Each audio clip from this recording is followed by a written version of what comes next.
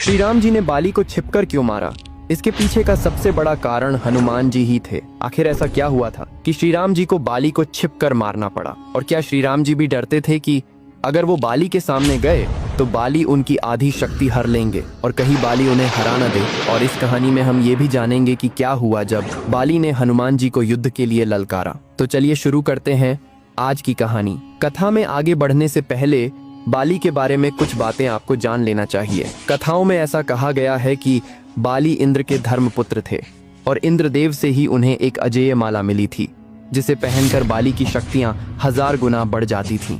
इन शक्तियों से बाली ने बहुत सी लड़ाई लड़ी और सभी में उसको विजय हासिल हुई। इसके बाद बाली ने ब्रह्मा जी की तपस्या की, जिससे खुश होकर ब्रह्मा जी ने उन्हें वरदान दिया कि वो जिससे भी लड़ाई करेंगे तो उसके शत्रु की आधी शक्तियां बाली में आ जाएंगी। इस वरदान के बाद तो बाली ने राक्षसों को अपने सामने टिकने ही नहीं दिया और हजारों राक्षसों का उन्होंने वध किया। एक ओर जहां बाली अपने पराक्रम से अपनी शक्तियों का डंका बजा रहे थे, वहीं दूसरी ओर रावण भी उसी समय असीम शक्तियों का मालिक बन चुका था और तीनों लोकों में तबाही मचा रहा था। रावण का सामना उस समय कोई नहीं कर पा रहा था। रावण को अपनी शक्तियों पर बहुत घमंड था। उसको लगता था कि उसके सामने कोई नहीं टिक सकता। जब रावण को बाली के बारे में पता चला तो वो रावण अपनी शक्तियों के अहंकार में बाली से लड़ने किष्किंधा चला गया। पर रावण को ये नहीं पता था कि बाली के सामने जाने पर उसकी आधी शक्तियां बाली में समा जाएगी और रावण किष्किंधा में जाकर बाली को लड़ाई के लिए ललकारने लगा। रावण की ललकार सुनकर बाली बाहर आ गया, जिसके बाद रावण ने बाली को युद्ध के लिए चुनौती दी। बाली ने रावण की चुनौती स्वीकार कर ली और इसके बाद दोनों में भयंकर युद्ध शुरू हो गया। लेकिन बाली को मिले वरदान के कारण रावण की आधी शक्तियां बाली में समा गईं, जिससे बाली ने रावण को युद्ध में हरा दिया।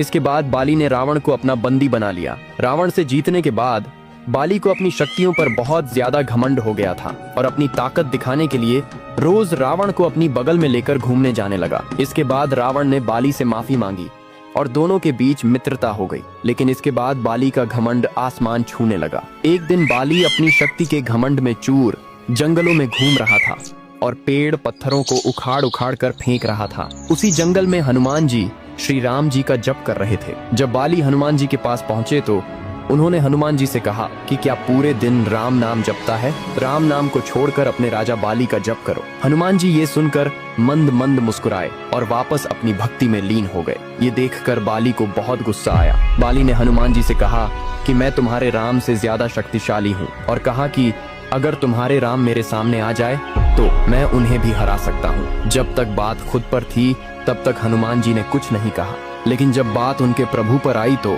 हनुमान जी नहीं